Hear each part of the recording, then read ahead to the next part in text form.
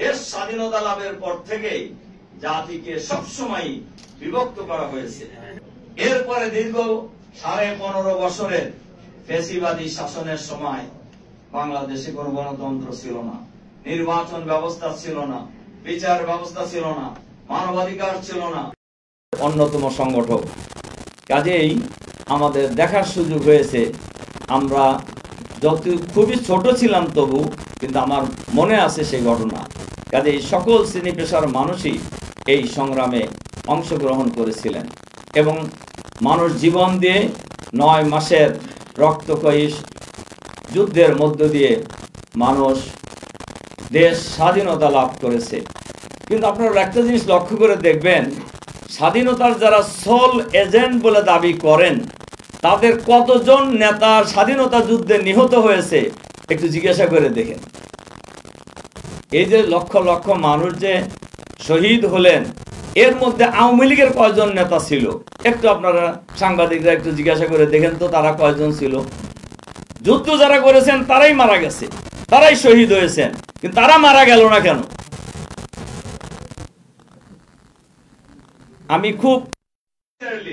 আমি আপনাদেরকে জিজ্ঞাসা করতেছি, আবুল মনসুর আহমদ সাহেবের বই আমি পড়েছি, আপনারাও অনেকেই সাংবাদিকরা হয়তো পড়েছেন।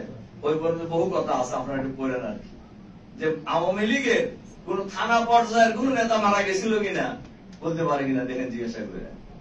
তাহলে এত লোক মারা গেল, তা আওয়ামী লীগের লোক বাদ দিয়ে দেন আসছে নাকি পাকিস্তানিরা? সম্মানিত, শুধু এগুলো আমরা বলতে চাই না, কারণে দেশ স্বাধীনতা লাভের পর থেকে জাতিকে সবসময় বিভক্ত করা হয়েছে, পক্ষে এবং বিপক্ষে। এই বিষয়টা কিন্তু শেষ হয়ে গিয়েছে ভারত, পাকিস্তান, বাংলাদেশের ত্রিপক্ষীয় চুক্তির মধ্য দিয়ে এই বিষয়টা কিন্তু মীমাংসা হয়ে গেছে। কিন্তু আপনারা এই কথা এখনো যেহেতু বলেন, পাকিস্তানিদেরকে আপনারা ছেড়ে দিলেন কেন, চুক্তি করলেন কেন? আপনাদের জানা আছে নিশ্চয়ই, এই যে ভারত, পাকিস্তান এবং বাংলাদেশের ত্রিপক্ষীয় যে চুক্তি হয়েছিল, সেই চুক্তিতে বাংলাদেশের পক্ষে তদানীন্তন পররাষ্ট্রমন্ত্রী এই যে ডক্টর কামাল সাহেব সাইন করেছে। এই ইতিহাস তো সবাই জানে, কিন্তু এটা হলো তারা একটা গুটি হিসাবে ইউজ করতে চায়, কিন্তু সেই গুটি কিন্তু এবার 24-এর আন্দোলনে খুব বেশি কাজে লাগে নাই। সম্মানিত সাংবাদিক বন্ধুগণ, সম্মানিত সুধী মন্ডলী, আজকে বাংলাদেশ স্বাধীনতার 53 বছর পার হয়ে 54 বছর চলছে, এখনো সর্বত্রই অধিকারের জন্যই আন্দোলন করতে হচ্ছে, সর্বত্রই স্বাধীনতার জন্যই আন্দোলন করতে হচ্ছে। কেন? এই যে 54 বছরে দেশ যারা শাসন করলেন, তারা জাতিকে এমন কোন শাসন ব্যবস্থা কেউ দিতে পারে নাই যে শাসন ব্যবস্থায় মানুষ গণতান্ত্রিক ভাবে স্বাধীন হবে, মানুষ অর্থনৈতিক ভাবে উন্নত হবে, মানুষ বিচার ব্যবস্থার দিক থেকে সত্যিকারের বিচার পাবে। যার কারণে বারবারই অনেক আন্দোলন করতে হয়েছে। আমরা 75 সালের কথাও জানি, 5 সালের কথা জানি, 90-এর গণ অভ্যুত্থানের কথা জানি, এরপরে আপনার ভাষা আন্দোলনের কথা জানি। আগের কথা বলছিলাম, বাংলাদেশের হর পরকার কথাই বলি, একের পর এক বহু আন্দোলনই হয়েছে, কিন্তু মানুষের অধিকার আজও প্রতিষ্ঠিত হয়নি। এটাই হলো বাস্তব কথা। এরপরে দীর্ঘ 15.5 বছরের ফ্যাসিবাদী শাসনের সময় বাংলাদেশে কোনো গণতন্ত্র ছিল না, নির্বাচন ব্যবস্থা ছিল না, বিচার ব্যবস্থা ছিল না, মানবাধিকার ছিল না। যার কারণেই সকল শ্রেণী পেশার মানুষ আমরা ঐক্যবদ্ধ ভাবে রাজপথে লড়াই সংগ্রামের মধ্য দিয়ে আমরা কিন্তু ফ্যাসিবাদকে বিদায় করেছি। ফ্যাসিবাদী সরকার পদত্যাগ করে বাংলাদেশ থেকে পালিয়ে যেতে বাধ্য হয়েছে। কিন্তু এর আগে আমরা যারা রাজনীতিবিদ আছি, সত্য কথা যারা বলতে হয়, আমরা তো আন্দোলন করছি সবাই, কিন্তু আমরা কি ফ্যাসিবাদকে বিদায় করতে পারছি?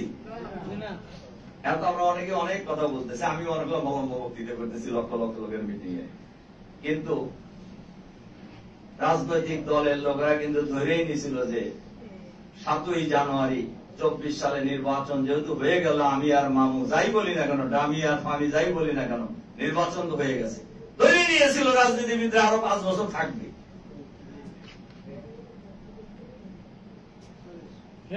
আর তারা বলেছিল যে 41 সালের আগে কারুর খাওয়া নাই, বলছিল কিনা? কিন্তু 5 বছরও থাকতে পারে নাই। 41 সাল তো অনেক দূরের কথা। বাংলাদেশের যুব সমাজ আন্দোলন শুরু, ছাত্ররা আন্দোলন শুরু করেছে, এই ক্রেডিট ছাত্রদেরকে দিতেই হবে। এটা না দিলে সত্যকে অস্বীকার করা হবে। এই যে কি মাসুদ, আব্দুল হান্নান মাসুদের উপর আক্রমণ করছে, এবং আব্দুল হান্নান মাসুদ অনেক কারোর উপর আক্রমণ করছে, এরকম কোন প্রমাণ তো পাওয়া যায় না। আক্রমণ করলেন কেন? কারা করলেন? আপনার আন্দোলন সব কোথায় ছিলেন? ওরা তো আন্দোলন করছে, এটা তো সত্য। আমরা আমাদের বক্তব্য এগুলি না, আমাদের বক্তব্য হলো এই দেশ ফ্যাসিবাদ মুক্ত দেশ হয়েছে, এই দেশকে আমরা আগামী দিনে সুন্দর করে ঢেলে সাজাতে চাই। এর ক্ষেত্রে দল মত জাতি বর্ণ ধর্ম নির্বিশেষে সাংবাদিক সবাই মিলে এই দেশ আমাদের সবার। এই দেশ কারোর বাপদাদার তালুক না, পরিবারের সম্পদ নয়।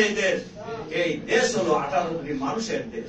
সুতরাং এই দেশ কিভাবে চলবে এটা নির্ধারণ করবে দেশের 18 কোটি মানুষ।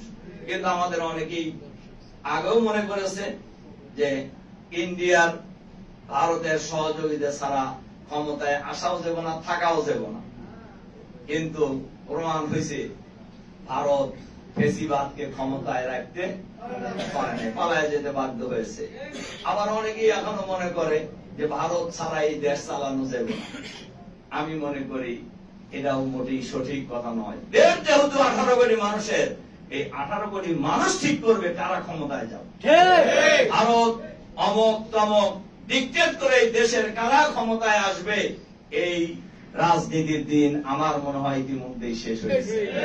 এখন বাংলাদেশের মানুষ অনেক বোঝে, সবাইকে বোকা মনে করলে হবে না।